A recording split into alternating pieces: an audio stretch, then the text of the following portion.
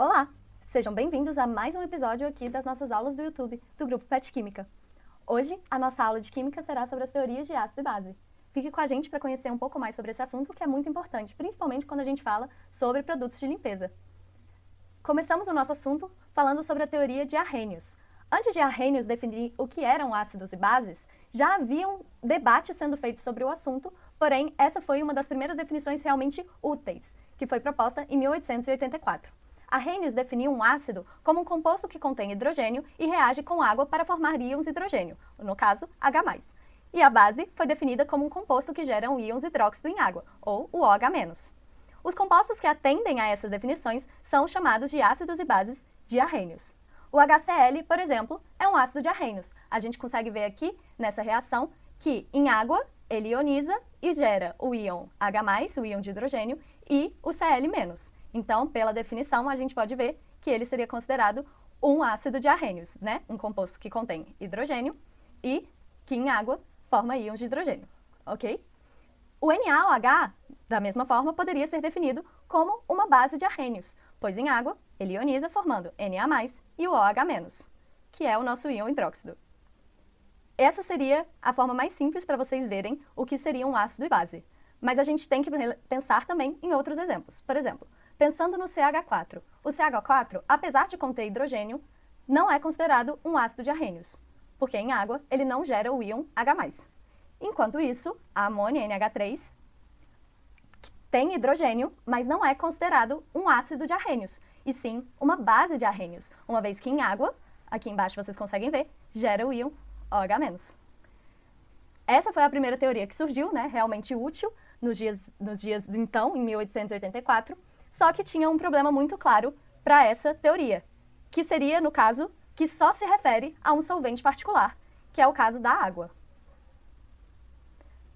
E quando os estudiosos, né, os químicos da época, estudaram solventes diferentes da água, como a amônia líquida, por exemplo, eles encontraram algumas substâncias que mostraram o mesmo padrão de comportamento ácido e base de liberar o H+, e o OH-. A teoria de Arrhenius, no entanto, ainda é muito utilizada para você poder definir o que seria um ácido e o que seria uma base. A segunda teoria que a gente vê sobre o assunto, já em 1923, é a teoria de Bronsted-Lowry, que foram dois estudiosos da época que, no mesmo momento, na mesma época, pensaram que o processo responsável pelas propriedades dos ácidos e bases, na verdade, é a transferência de um próton, o íon hidrogênio, de uma substância para outra. Nesse caso, para essa teoria, então, a gente teria o ácido como sendo um doador de prótons e a base como sendo um aceitador de prótons. Para facilitar o entendimento, a gente pode ver aqui a ideia do HCl novamente. O HCl é um ácido, né, que em água gera o H3O+, e o Cl-. O H3O+, no caso é o íon hidrônio, ele estaria recebendo um H+, um próton, do HCl, formando uma base. Então, a água recebe o H+, do HCl, recebe um próton e forma a base que recebeu, aceitador de prótons. Já o HCl doa o próton H+, que forma o íon hidrônio. E o HCl, então, seria um ácido de Bronsted-Lowry e o íon hidrônio, uma base de Bronsted-Lowry. Mas então, para essa teoria, como você identificaria um ácido a partir da sua fórmula? De uma maneira muito simples, na verdade. Quando a gente fala sobre os ácidos inorgânicos, no geral, o hidrogênio que vai sofrer, né, que vai ser doado, vai aparecer no início das fórmulas. Então, como é o exemplo do HCl e do HNO3. Já para os ácidos orgânicos, a gente vai ver esse H, né, aqui vai ser o H-, no final da fórmula. Então, no grupo carboxila, vocês podem ver o H aqui no final vai ser o doado, vai ser o aceito, né, por uma base e doado por um ácido. A mesma coisa aqui no ácido acético, esse H do final seria o que iria ser doado e aceitado. E é assim que a gente identifica o ácido a partir de uma fórmula aqui na teoria de Bronsted-Lowry. A terceira teoria que surge é a teoria de Lewis, que diferente dos conceitos de Arrhenius e de Bronsted-Lowry, que envolvem essa doação e recepção do H+, para Lewis, na verdade, o que determina o que é um ácido e uma base é a dinâmica de par de elétrons. Então, a base seria considerada uma espécie capaz de doar pares de elétrons, e o ácido uma espécie capaz de receber esse par de elétrons. É importante ressaltar que um composto pode ser simultaneamente um ácido-base de Lewis e um ácido ou base de Bronsted-Lowry. Por exemplo, na reação abaixo, onde a água atua como base de Bronsted-Lowry, retirando um H+ do HBr, ou seja, podemos pensar que o H2O está doando um par de elétrons para o H+, e, portanto, essa também consiste em uma base de Lewis. A gente vê aqui, né, que esses 2 elétrons estão sendo doados, portanto, nós temos a doação do par de elétrons, base de Lewis, e, no caso de Bronsted-Lowry, também atua como uma base, retirando o H+ do HBr, né? Que, no caso aqui no final, H3O+. Que, na verdade, é o mesmo caso do anterior, que também forma o íon hidrônio. Aqui ele também age como uma base, né, do Bronsted-Lowry. E aqui, quando ele doa o elétron, ele é considerado também uma base de Lewis. Ok? As substâncias que podem agir como ácido e base são chamadas de anfóteras. O exemplo disso é a própria água, que ao doar um próton, gera a espécie OH- e ao receber, gera H3O+. Ou seja, pode agir como um ácido ou como uma base. Pensando em ácidos e bases fortes, é importante considerar o grau de desprotonação, ou seja, perda de próton, ou de protonação, que seria o ganho de próton. Nós podemos definir, então, um ácido forte como aquele que está completamente desprotonado em solução, ou seja, perde muito facilmente os prótons. E um ácido fraco, incompletamente desprotonado, não perde tão facilmente ou não perde todos os prótons possíveis em uma solução. Uma base forte está completamente protonada, ou seja, ganha, né, completamente os elétrons em solução, e uma base fraca, incompletamente protonada, que seria, não ganharia aí todos os prótons possíveis. Para ajudar aí na compreensão, a gente pode comparar o exemplo do ácido clorídrico com o ácido acético, né? No caso do HCl em água, a gente vai ver a formação do H3O+ e do Cl- em quantidades muito grandes, só sobrando uma pequena quantidade de HCl no final na solução. Então, no caso do HCl, a gente tem uma transferência de prótons completa, por isso ele é considerado um ácido forte. Já no caso do ácido acético, em água, ele vai formar também, né, o H3O+, e uma parte negativa, que no caso seria o CH3COO-, mas o H liberado é uma parte muito pequena da molécula em si, o que faz com que, mesmo sofrendo a desprotonação, não seja tão grande quanto no caso do HCl. Por isso a gente considera ele um ácido fraco. As bases fortes comuns são os íons hidróxido e óxidos fornecidas pelos óxidos de metais alcalinos e alcalinos terrosos. Por exemplo, lítio, potássio, cálcio, o sódio. Normalmente, quando a gente fala sobre bases fortes, a gente está olhando lá para aquelas 2 fileiras iniciais da tabela periódica, né, os alcalinos e alcalinos terrosos, que juntos com o OH formam bases muito fortes. E aí, as outras bases acabam sendo consideradas fracas, né, são bases comuns, e alguns exemplos de bases comuns fracas são a amônia e as aminas. Falando de ácido e base, a gente sempre tem que falar também da reação de neutralização, que é uma reação muito comum de ser feita, que é basicamente uma reação entre uma base e um ácido que produz sal e água. É uma reação muito utilizada, a gente vê muito essa reação. Então aqui nós temos um exemplo, o HCl e o NaOH, no caso é um ácido forte e uma base forte, que vão formar sal de cozinha, NaCl, e água. Para ver um exemplo, que soluções ácidas e básicas você usaria para preparar o nitrato de rubídio? Escreva a equação química da neutralização. Aqui eu já escrevi a reação, mas só para poder ajudar vocês a verem, né? Pensando nessa questão, um nitrato de rubídio, então a gente já vai pegar o íon nitrato e o rubídio, que é esse o final que a gente quer. Como se trata de um sal, a gente já sabe que no final também vai ser produzido a água. E aí, pensando, o rubídio que aparece aqui no início vai ser o que vai ser ligado com o OH, porque esse aqui vai ser um Rb+, e o OH menos. E o nitrato, que aparece no final, vai ser o NO3-, que vai se ligar com o H+. Então, ele vai aparecer depois do H aqui no início. Então, seria assim que você iria fazer uma equação química de neutralização. Se ele te dá o sal que você quer encontrar, basta você juntar, né, realmente o nitrato com o elemento, com o rubídio, e depois você pensa, o mais tem que se ligar ao menos, e o menos tem que se ligar ao mais. Então, aqui nós vamos ter o nitrato se ligando ao hidrogênio e o rubídio se ligando ao OH, ok? É isso, galera. É bem simplesinho essa parte de ácidos e bases, não são tantas teorias, cada uma com sua individualidade, mas aí eu trouxe alguns exercícios para a gente poder fixar essa parte realmente e poder ver se vocês pegaram aí as diferenças entre as teorias que eu apresentei aí, entre os conceitos apresentados. Exercício 1.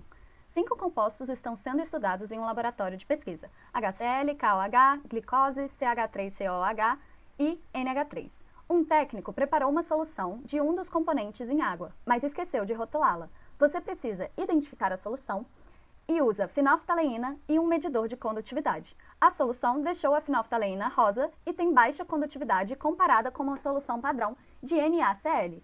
Qual é o composto na solução? Ok, galera, para resolver esse problema, primeiro a gente considera que a fenolftaleína ficou rosa, o que é um indicativo de que é uma base. Então, facilmente a gente já sabe que não é o HCl, não é o CH3COH e também não é a glicose. Logo, a gente só vai considerar agora, né, o KOH e o NH3, que são as duas bases desse exercício. Ok? Então, vamos lá. Agora que a gente já que vem na fenolftaleína a gente já determinou que vai ser uma base, a gente pode pensar na questão da condutividade. O KOH a gente já sabe que é uma base forte, ok? K ali nas duas primeiras famílias, então a gente já sabe KOH como uma base forte que em água se dissocia em K+, e OH-. Então, vamos relacionar o KOH com o NaCl. O KOH mais o NaCl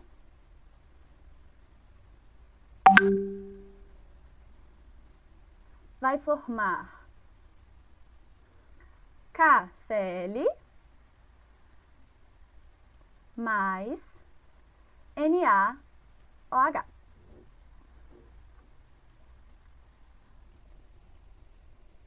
O hidróxido de potássio é uma base forte, que a gente já sabe, né? Que se dissocia completamente em íons de potássio e hidróxido. E formam NaOH mais KCl na reação aqui descrita. O hidróxido de sódio é um eletrólito forte, porque ele se dissociaria facilmente em NaOH, certo? Na e OH-.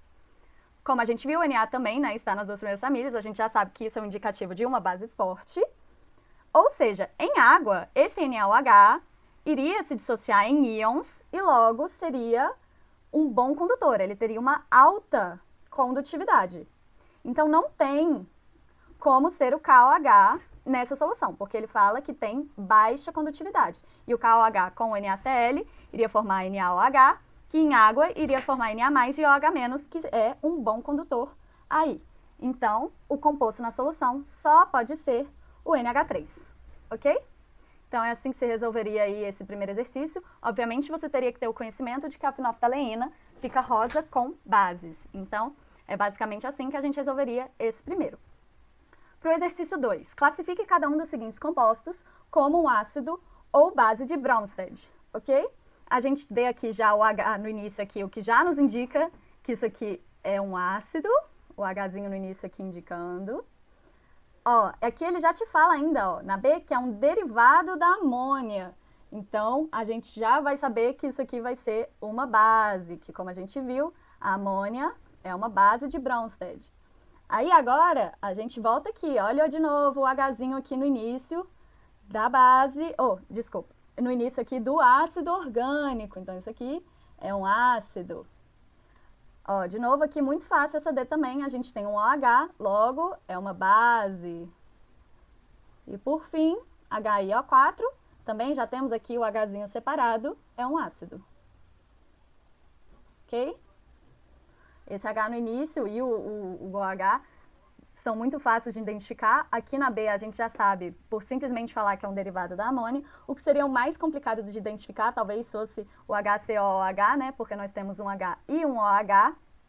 Mas nesse caso, o COH é um ácido orgânico. Então, nós teríamos aí um ácido de Bronsted, ok? Bem tranquilo também resolvendo aí essa 2.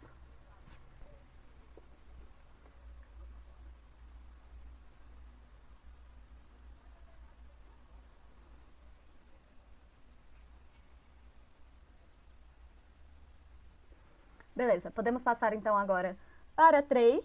Escreva a equação total, a equação iônica completa e a equação iônica simplificada das seguintes reações de neutralização. Se uma substância for um ácido ou base fraca, deixe-a na forma molecular ao escrever as equações. Então, primeiro nós temos o HF mais o NaOH. Para fazer a equação total, a gente faz aqui, ó, HF mais NaOH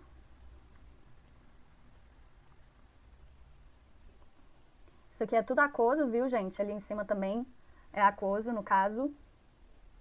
Eu não vou colocar aquoso em tudo pra gente não ficar aqui mais tempo, já demora pra escrever. Mas saibam que tudo isso aqui é aquoso, ok? Aquoso, aquoso, formando NaF, né, como a gente viu.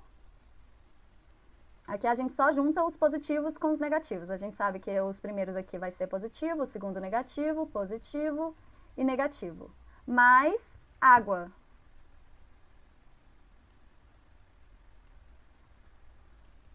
É assim que a gente faria a equação total, juntando aí os positivos com os negativos. Bem tranquilinho. De novo, só lembrar, isso aqui é tudo aquoso e a água é líquido, ok? Agora vamos lá, para poder fazer a equação iônica simplificada. Vamos fazer a equação iônica total primeiro, depois a gente simplifica. O ácido fluorídrico, no caso aqui, o HF, ele não se dissocia facilmente em íons H+. Então, a gente vai ter o HF se mantendo aqui, aquoso, viu, gente? Mais o Na+, mais OH-,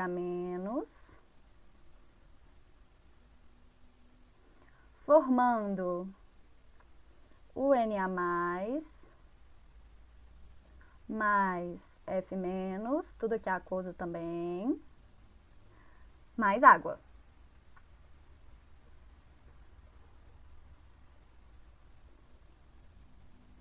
Então, a equação iônica simplificada, a gente só corta dos dois lados. Tem Na+ de um lado e Na+ do outro. Então, a gente corta e vai ficar HF mais OH-, formando F-, mais água.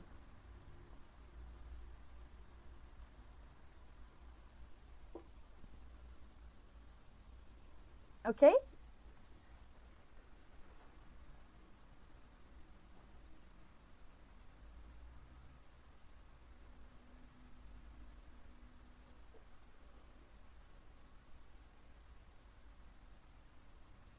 No caso, a gente sabe que esse HF não se dissocia fácil em água porque ele é um ácido fraco.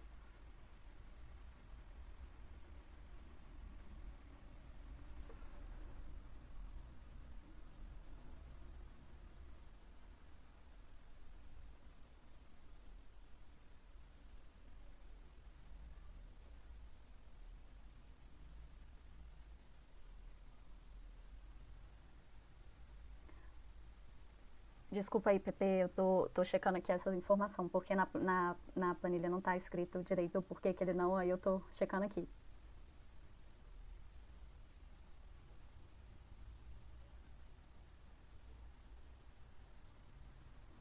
No caso, o HF aqui, ele não se dissocia porque ele não é um ácido forte, ele é um ácido moderado ou semiforte. É uma característica desse ácido, então você teria que saber isso para poder fazer essa equação, mas temos aí, essas são as equações iônicas, tanto a completa quanto a simplificada aqui embaixo.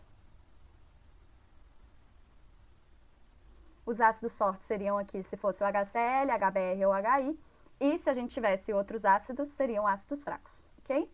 Então, passando aí para B. Vou apagar aqui.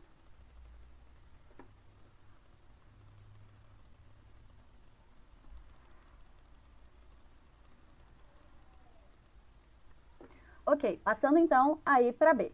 Fazendo a equação total, CH3... mais fácil ainda. Vou só completar aqui na B, ok? A gente tem aqui o CH3, 3N aquoso, mais o HNO3. Como eu falei, separem mais e menos. CH3 3 aqui vai ser o mais e o N menos, o H vai ser mais e o NOH, ou o NO3 vai ser menos. Então, mais com menos, a gente vai ter aqui o CH3, 3, NO3,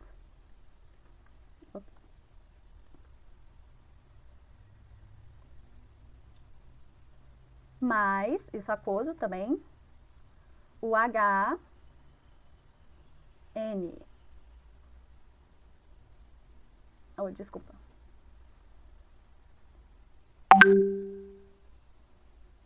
Ah, não, é isso mesmo. Mais o N,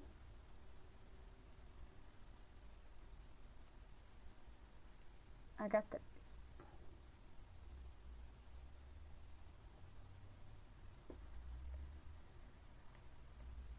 Não, não faz sentido isso aqui não. Me dá um momento aqui pra eu ler isso aqui, que essas apostilas são muito mal explicadas.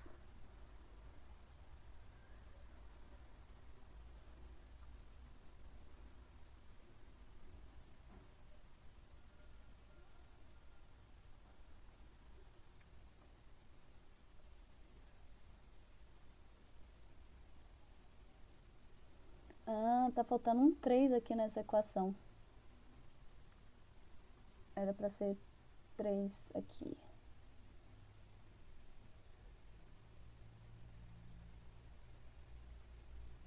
Tá faltando um 3. Meu Deus, deixa eu colocar aqui. Eu vou fazer essa B de novo, que tá faltando um 3. Tá cheio de erro essa apostila. Socorro. Vou chegar um pouquinho pro lado. Vai ser péssimo isso aqui. Vou colocar aqui um pouco em cima, talvez. 3HNO3, ok. Vou começar essa B de novo. Vou fazer aqui a B na própria equação aqui, viu? Acrescentei esse 3 que tá faltando aqui na equação. Vamos de novo, né? Separar o que é positivo do que é negativo. H positivo, NO3 negativo. Ok? Nós temos então aí o CH3 com o NO3. CH3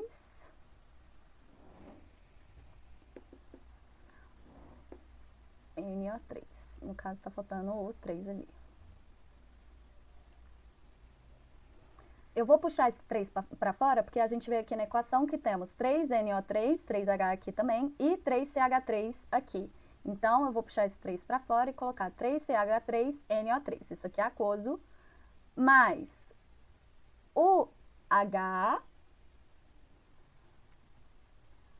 e aqui o N.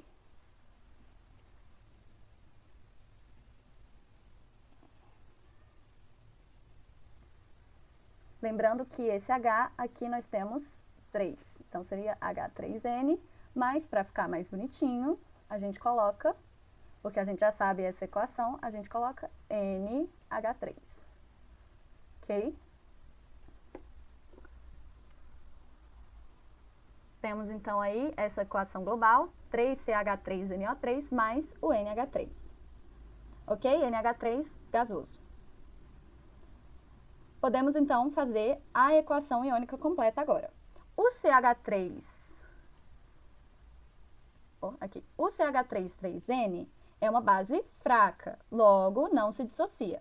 Então, para fazer a equação iônica, seria CH3, 3N,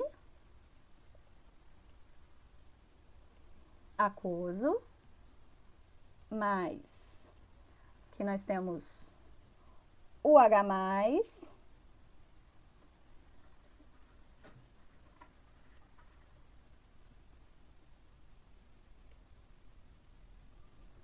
e o NO3-, só que 3 deles, né? 3 NO- e 3, e 3 H+.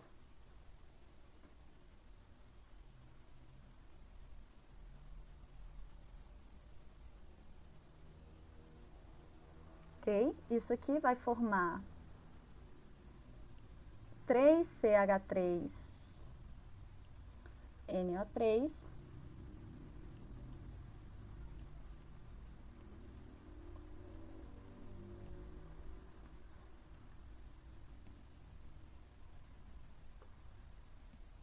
aquoso mais NH3.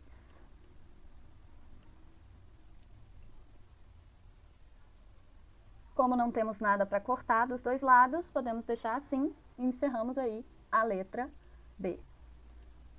Então, passando para a letra C.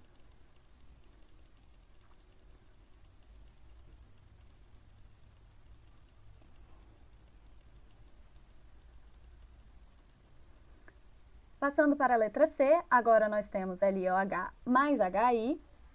A gente vai formar, então, de novo, positivo OH-, positivo I-. A gente vai formar aqui, a gente já tem um OH e um H, então a gente já sabe que isso aqui forma água, que é líquido, mais LI.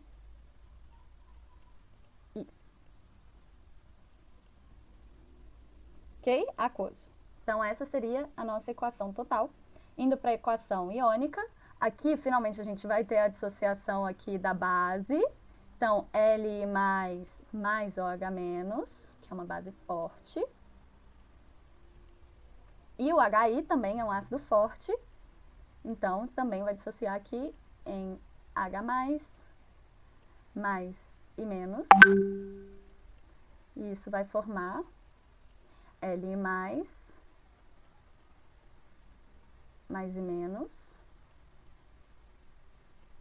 mais água. Então, temos aí a equação iônica completa, cortando o que tem igual dos dois lados, Li+, e o I-. E nós vamos ter OH- mais H+, formando água. Lembrando que esses íons são todos aquosos e a água está no estado líquido, ok? Só não estou colocando para não ficar mais demorada aí a escrita. Mas aí nós temos as equações. Então, bem tranquilinho, realmente identificar se o ácido é um ácido moderado ou um ácido forte, se a base é uma base forte ou não, para poder saber se vai dissociar em água e formar esses íons ou não, ok? Bem tranquilo aí. Agradeço aí por terem assistido a nossa aula de ácidos e bases. E é isso por hoje, galera. Acompanha aí o canal para novas postagens.